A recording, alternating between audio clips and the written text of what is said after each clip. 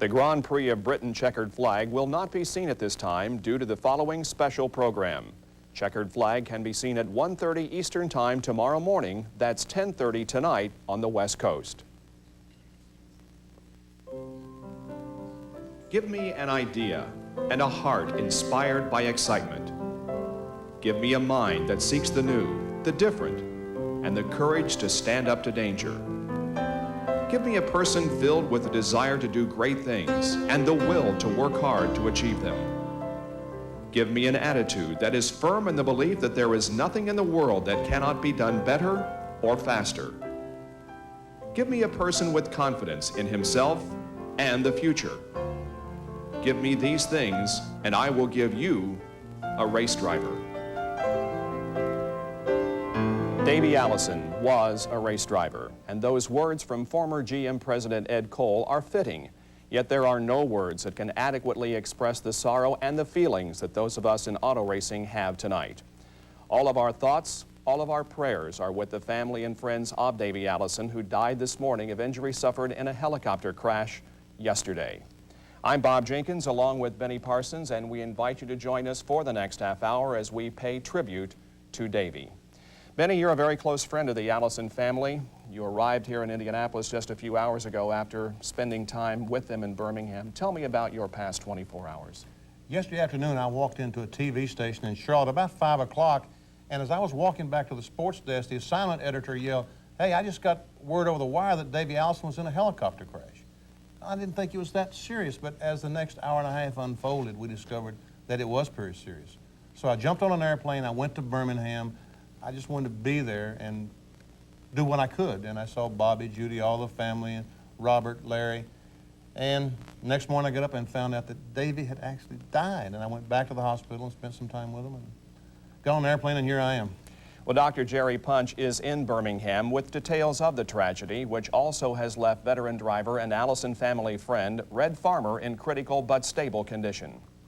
Thank you very much, Bob and Benny. Of course, they were both transported to Caraway Methodist Medical Center. Red Farmer in serious but stable condition, Davey Allison not so lucky. Upon arrival, his diagnosis was multiple fractures involving the clavicle, the fibula, small bone at the ankle, the pelvis, and a contusion of the lung, what's called a pulmonary contusion. His primary injury, though, a closed diffuse head injury. Diagnosed by computerized brain scan, he spent 45 minutes in the operating room to have an evacuation of a subdural hematoma, a blood clot in the covering of the brain. Placed in neurosurgical intensive care, he remained unresponsive with very poor vital signs and low blood pressure until 11 p.m. last night, when signs began to improve. The family noticed a twitching of the eyelid, some initiation of respiration, breathing on his own, and a withdrawal of one foot to stimulation. Hopes were high. And then at 4 a.m., the bottom fell out. The vital signs deteriorated, and at 7 o'clock this morning, the neurosurgeon said that Davey Allison met all criteria for clinical death. Mr. Allison, 32 of Hueytown, Alabama, injured in a private helicopter crash yesterday at Talladega Super Speedway. Died this morning at Caraway Methodist Medical Center. He was pronounced dead at 7 a.m. by Dr. Evan Zeiger, Caraway neurosurgeon.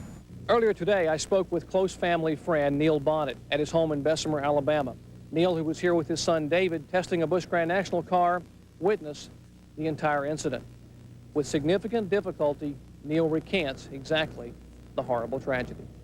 Jerry, to start with, I really didn't want to talk about it, but as you and I discussed the thing, there's a lot of things been said about this happened and that happened, and I certainly feel like we need to give credibility to what really occurred. And we were up there, my son and I were up there. David was testing his Busch car, and James Finch had Jeff Purvis's car up there.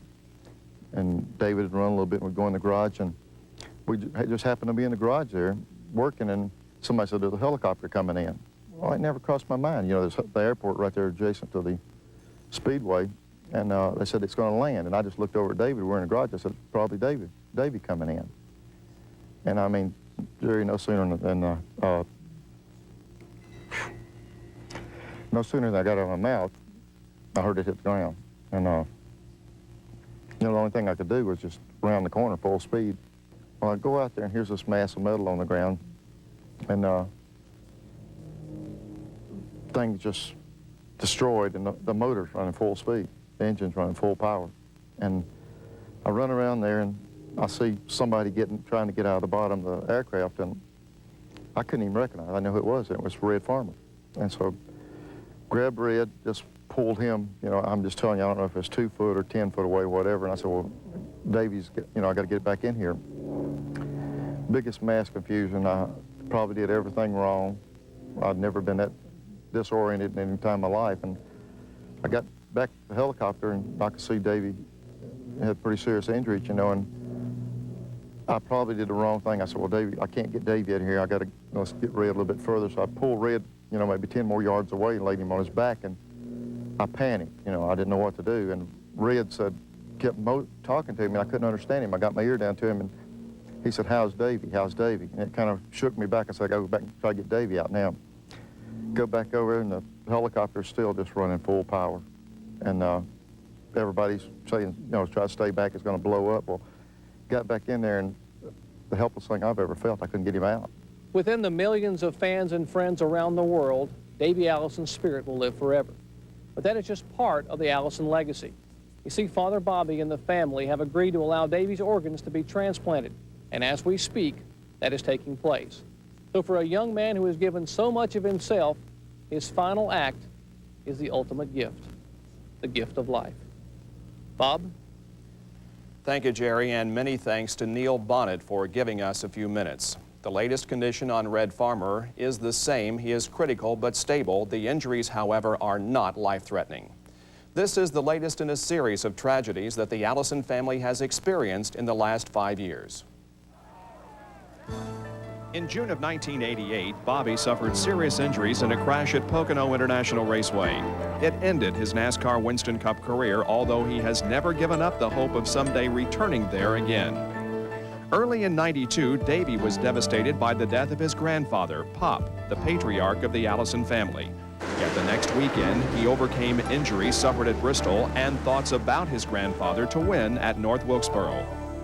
While leading the points and looking like a strong threat to win the title, Davey experienced the worst crash of his career last July, also at Pocono. His injuries were not serious enough to keep him from competing the next weekend at Talladega and keeping himself in the points race.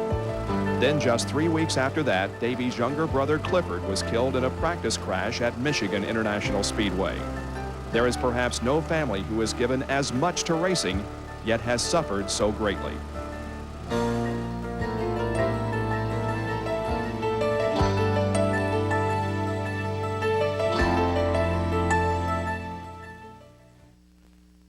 Well, he was a good competitor. He raced hard. I would say he was a typical, if you were going to describe what a good American was, you'd have to use Davey as an example. And he came to play the game, played it well, and was a good competitor. It's hard to believe that the NASCAR family and motorsports in general has lost two great drivers, two great personalities in just a few months of one another, both the non-racing incidents. You know, our heart and prayers go out to Bobby and Judy and Davey's wife, Liz. I guess that we have to start looking around us some and observing what we're doing in our life otherwise, the chances that we're taking there. And David only had this helicopter about 3 weeks, and it's just very unfortunate. I know that the things that his mother has been through in the last few years, just no mother should ever have to go through anything like this. And my heart's out to her. How she's kept her sanity is beyond me. But for someone to have to go through that in a lifetime is just unbelievable. I don't think a lot of people understand that how close we all really are, and you know how it feels. Like if your brother or whatever died, how you would feel. That's how it feels when we lose one of our fellow competitors. It's something that it just tears your heart apart. I don't know any other way to explain it. That family has meant so much to racing, and I just saw everything I saw that I ever knew about Bobby, I saw in Davey. Less than 4 months ago, reigning Winston Cup champion Alan Kulwicki was killed in an airplane accident in Bristol, Tennessee, and now the death of Davey Allison is the second tragedy to hit NASCAR Winston Cup racing this year. John Kernan reports on how the Robert Yates racing team is coping with the loss of their driver. Bob and Benny, I'm in Charlotte at Robert Yates Racing, where, as you can imagine, the mood is very somber and quiet as the team mourns not only the loss of its driver, but also the loss of a very, very good friend. The fans, too, are having a hard time dealing with Davey's death, as is the whole racing world. The other sad tragedy of this is that I think that he really had not peaked as a driver. I think he had a season in him left that would have been like Bill Elliott had in '85 and Richard Petty had in '67.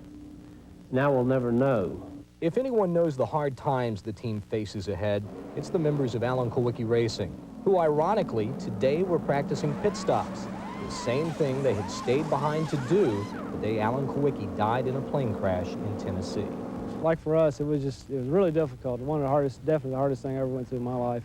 And I was, me and the whole team were real close to Alan, and we're a tight-knit group, and I know they are too. We were searching for a direction to go in. I'm sure they got to be searching for some type of direction to go in with the driver and just how to deal with Davey's death. I mean, both deaths were, similar in the way they happened, and it's just going to be extremely hard, and all they can do is just pick up and keep going, try to keep going on. Briefly, Robert and I talked about it on the plane home this morning, and he's not ready to make a decision. He's got a good philosophy about it. We're going to do what's best each given day that comes, whether it be for Pocono this week or for Talladega next week, what's best for each individual that this operation touches, from the Allison family, from Texaco, from each individual here and all of their families, and everyone involved. We want to do what's best for everybody that's involved with our situation. The life lesson that I got from Davey Allison is that it is true that if you rely on yourself and you don't quit, treat other people with decency, if you're honest, you can handle just about anything life dishes out. They say that racing is a family business, and it really is. We all feel like we're part of one big family, right on down from the drivers, the team members, to the fans, and certainly to us broadcasters. And tonight, we really feel as if we have lost a very close member of our families. So our hearts and our prayers go out to the entire Allison family and to all of Davey's fans. Thank you, John. Benny, have you talked with any member of the Robert Yates racing team? I talked to Robert this morning in Birmingham just as he was leaving to come back to Charlotte, and I asked him what he was going to do, and he said, I've got to go home and answer about a bunch of questions, maybe 50 questions. And I said, Robert, take your time. Be sure that you answer the questions to your satisfaction and not to someone else's. Be sure that what you're doing is what you want to do. He assured me that's what he was going to do. So I don't know if it's going to take 3 hours, 3 days, or 3 weeks. Well, Benny, our buddy and broadcast partner Ned Jarrett always seems to know what to say and how to say it in times like these. Bob and Benny, what a tragedy to have happen to the Allison family. And certainly our prayers and best wishes go out to the entire family, which is one of the greatest families, not only in the sport of auto racing, but of all mankind. It's a devastating blow to the sport of auto racing, but that is nothing compared to the devastation the family is facing. How much more can they endure? How much more will Bobby and Judy have to endure? It honestly isn't fair to them, but their tremendous faith in God has helped them to get through the traumas that they've faced in the last 5 years. And if there's any comforting note in this situation with Davey, it is the fact that we know that he was right with the Lord too. He had given his life to God, and he had a tremendous amount of faith, which helped him to develop a philosophy to deal with the traumas of life. Thank you, Ned. Words well spoken. Bobby talked of the 3 F's, family, friends, and faith, at a news conference in Birmingham this afternoon. We're fortunate that as we married and had more families, that the families of our spouses also contributed to the consistent Christian attitude. And I think that's all you can turn to at a time like this. The guys in the shop say there's a sign that you always stop and read as you enter your office. What does that say? Well, a fan sent this to me a long time ago, and I've kept it. And it's just a little picture frame with a piece of paper in it, and on that paper is written that there ain't nothing going to come up today that me and the Lord can't handle together. And I've read that an awful lot, and I've trusted in it an awful lot this year, and it has certainly helped me get through the things that I've had to get through.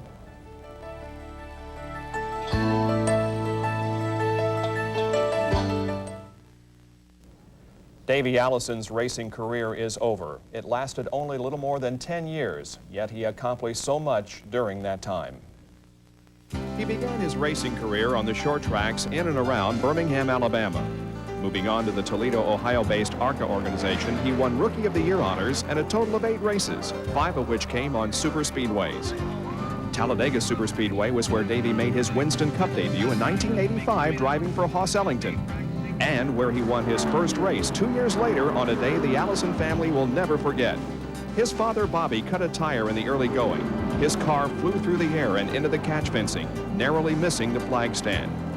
Although he knew that his dad's injuries weren't serious, Davey put thoughts of the crash behind him and went on to win. With another victory at Dover that same year, he was named the Winston Cup Rookie of the Year and became the first driver to win more than 1 race in his rookie season. February of 1988 is a month the Allisons will never forget. Davey and his dad came to Daytona as the top favorites to win the 500, and they finished first and second, with Bobby capturing his 3rd 500 victory and the 2 celebrating Miller time in victory lane. In 1992, it was Davey's turn to win NASCAR's biggest race.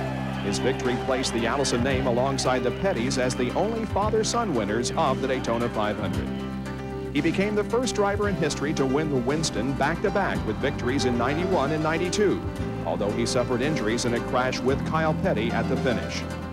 Davey went into the final race last year at Atlanta with the points lead in search of his first Winston Cup championship, but a crash with Ernie Irvan ended his hopes, and he wound up 3rd in the final standings. In all, Davey competed in 191 Winston Cup races, winning 19, including one earlier this year at Richmond. His earnings of nearly $7 million were recorded over a period of just 6 full seasons. His final race was last Sunday at Loudon, New Hampshire, where he finished 3rd. I talked to Larry McReynolds this morning in Birmingham, Alabama. He said, we haven't run very well in 1993, and Saturday at Loudon, New Hampshire, we were junk. But Sunday, we had a chance to win the race. We finished 3rd. You wonder, how did this thing turn around all of a sudden? Why did we run so well? He said, now we know.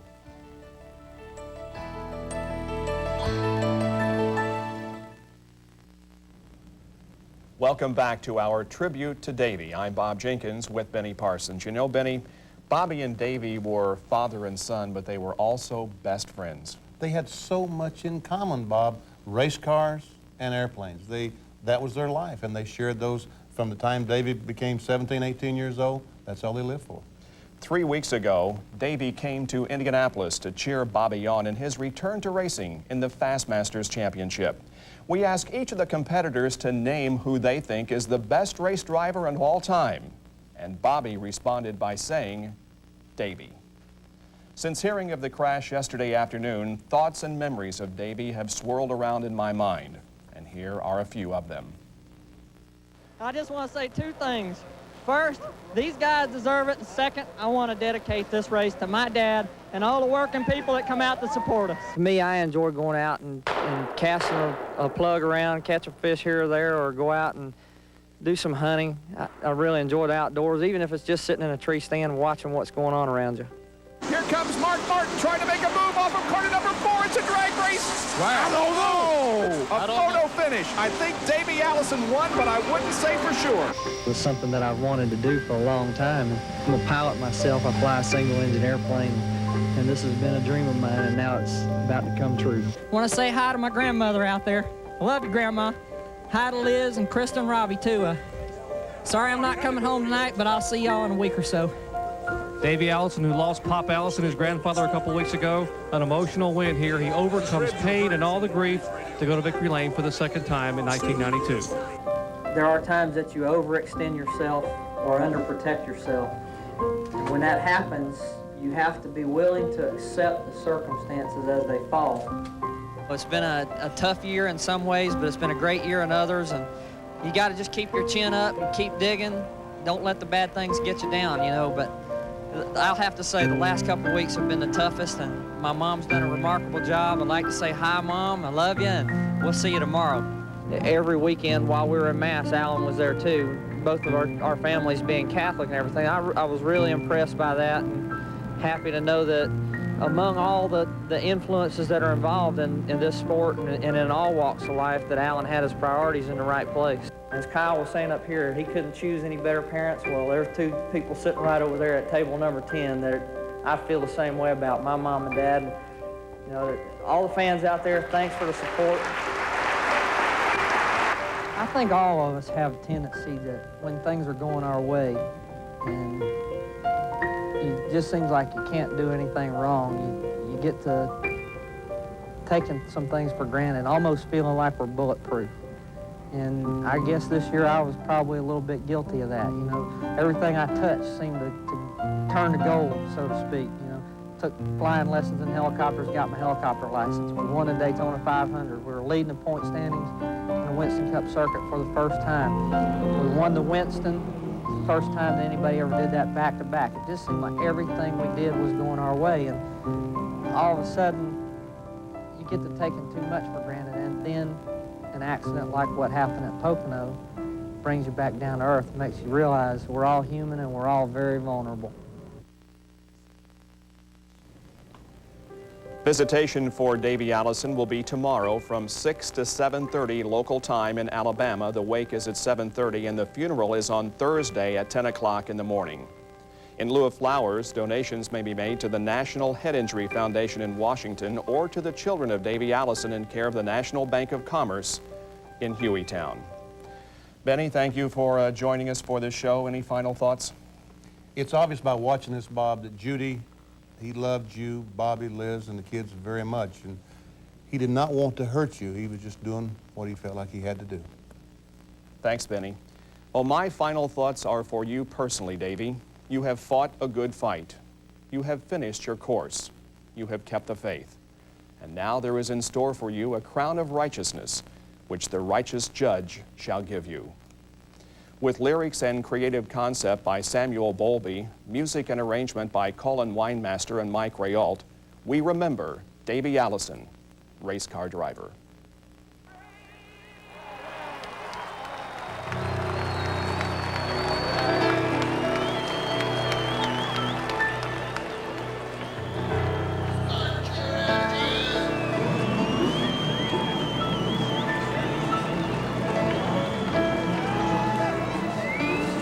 Race car driver on a burning track, engines turning, don't look back, voices calling from far away, anticipating, living for today.